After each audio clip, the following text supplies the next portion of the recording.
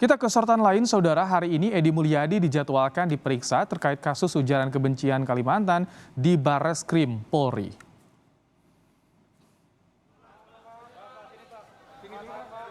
Edi Mulyadi dijadwalkan diperiksa oleh tim penyidik Barreskrim pada pukul 10 pagi tadi. Edi Mulyadi diperiksa sebagai saksi terkait pernyataannya soal ibu kota negara baru yang diduga mengandung unsur ujaran kebencian.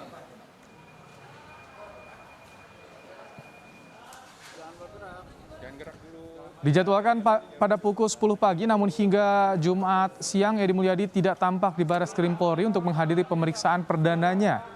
Tim kuasa hukum Edi Mulyadi yang datang ke Barreskrim meminta penyidik menunda pemeriksaan karena surat yang diterima Edi dinilai tidak sesuai dengan prosedur hukum yang berlaku. Beliau dipanggil ya, tepatnya jam 10. Nah kami, kebetulan Pak Edi Mulyadi tidak bisa hadir hari ini karena ada halangan.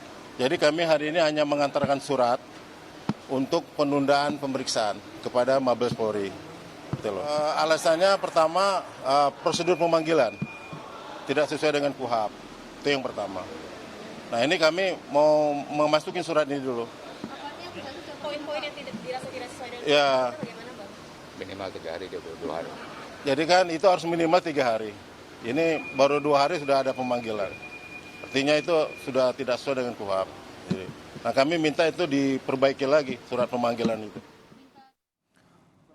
Hingga hari Kamis, penyidik Barreskrim Mabes Polri telah memeriksa 30 orang saksi dan 8 saksi ahli atas kasus ujaran kebencian yang melibatkan Edi Mulyadi. Sebelumnya pada Rabu kemarin, status perkara ujaran kebencian yang dilakukan Edi Mulyadi sudah ditingkatkan dari penyelidikan ke penyidikan.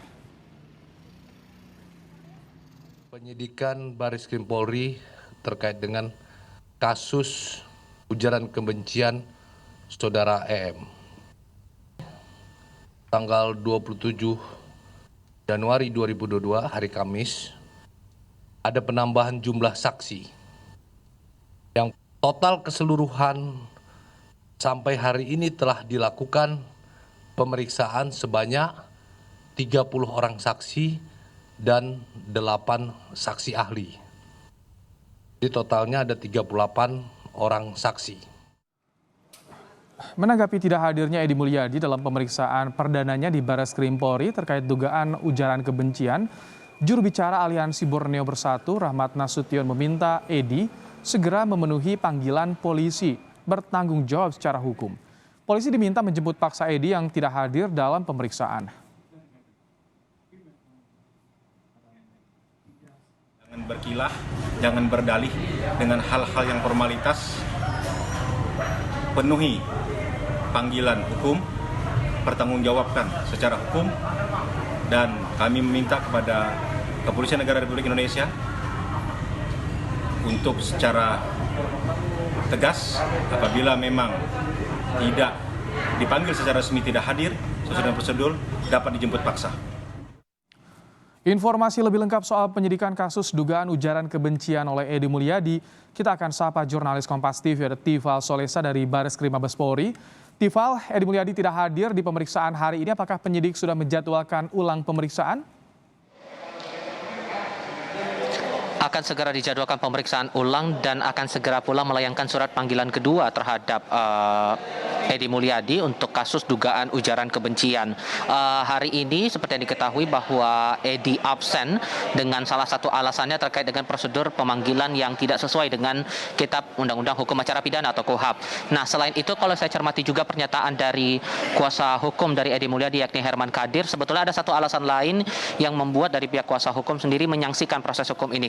Satu alasan tersebut antara lain Edi merasa diperlakukan tidak adil atas kasus ini.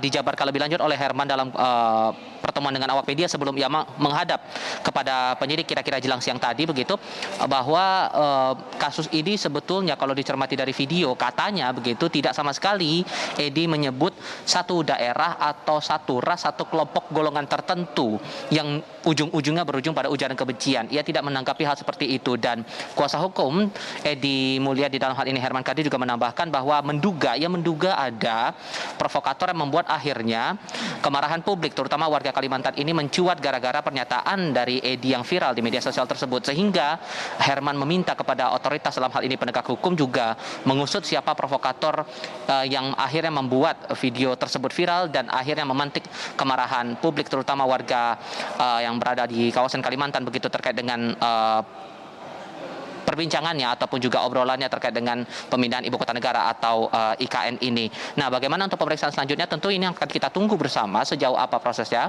Tapi yang bisa dipastikan di sini bahwa Barreskrim Polri akan segera melayangkan surat panggilan kedua kepada Edi Mulyadi untuk diperiksa dalam kasus ini. Ibrahim. Tifal, seluruh laporan di daerah soal Edi Mulyadi kini ditangani oleh Barreskrim. Apakah hari ini juga ada pemeriksaan saksi terkait ujaran kebencian Edi Mulyadi? Sejauh ini informasi yang kami terima dari saya dan juga teman-teman media yang kami ketahui sampai dengan saat ini bahwa fokus pemeriksaan hari ini dari pihak kepolisian atau dari pihak penyidik masih kepada Edi Mulyadi begitu. Tapi untuk sejauh ini dari prosesnya sampai dengan akhirnya tahap kasus ini masuk ke dalam tahap penyidikan begitu, total sudah ada 38 saksi yang diperiksa.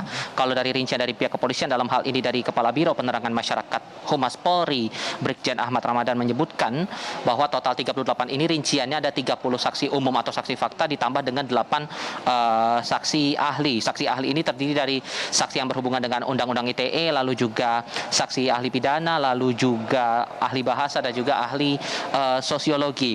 Dan dari kasus ini sebetulnya bermula dari laporan warga di beberapa tempat atau dalam hal ini 3 Polda, dalam hal ini dari Polda Kalimantan Timur, Polda Kalimantan Barat dan juga Polda Sulawesi Utara. Itu pun belum ditambah lagi dengan 18 pernyataan sikap dan 16 pengaduan dari elemen masyarakat. Karena sudah banyak laporan, karena sudah banyak pengaduan yang disampaikan masyarakat di beberapa markas kepolisian di beberapa daerah begitu, maka akhirnya pengusutan kasus ini dilimpahkan kepada pihak Barreskrim Mabes Polri. Nah, dugaan pelanggaran terhadap Edi atas kasus ini ada beberapa pasal yang disampaikan oleh pihak kepolisian, dalam hal ini di pasal 14 ayat 1 dan ayat 2 serta pasal 15 Kitab Undang-Undang Hukum Pidana KUHP tentang penyebaran berita bohong, lalu pasal 156 KUHP tentang tindakan kebencian atau permusuhan individu dan antar golongan atau SARA, serta pasal 45A ayat 2 junto pasal 28 ayat 2 Undang-Undang ITE tentang penghinaan atau ujaran kebencian. Lebih lanjut soal bagaimana perkembangan kasus ini, tentu ini akan saya tunggu juga, mengingat beberapa saat lalu kalau merujuk pada kabar terakhir dari pihak Karopenmas, Brigjen Ahmad Ramadan akan menyampaikan keterangan pers kepada awak media beberapa saat lagi. Ibrahim. Baik, Tifal, jadi saat ini belum ada soal tanggapan polisi keberatan dari kuasa hukum Edi yang tadi ada 2 poin yang Anda singgung, Tifal.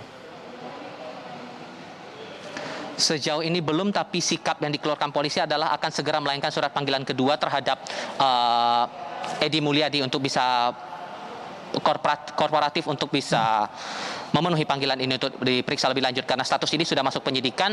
SPDP dari pihak kepolisian juga sudah diserahkan kepada Kejaksaan Agung, sehingga ini harus segera dituntaskan sesegera mungkin dan diminta dari Edi untuk kooperatif atas hal ini. Ibrahim.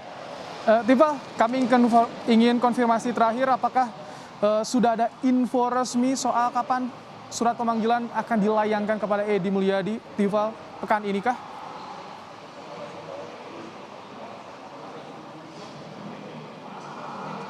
Kalau untuk pemanggilan sendiri, kalau kita merujuk dari peraturannya sendiri dari Kitab Undang-Undang Hukum Acara Pidana, bahwa untuk pemeriksaan saat dari pihak terperiksa ataupun juga saksi ini tidak bisa memenuhi panggilan begitu, maka kemudian akan dilakukan pemanggilan layangan kedua.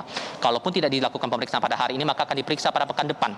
Mungkin di jadwal yang sama atau mungkin jarak waktunya akan berdekatan lagi dengan waktu pemeriksaan panggilan kedua. Tapi ini sekali lagi masih butuh konfirmasi lebih lanjut dari pihak kepolisian sendiri kapan waktu pemeriksaan ini akan dilakukan terhadap Edi Mulyadi untuk panggilan kedua atas dugaan kasus ujaran kebencian ini, Ibrahim.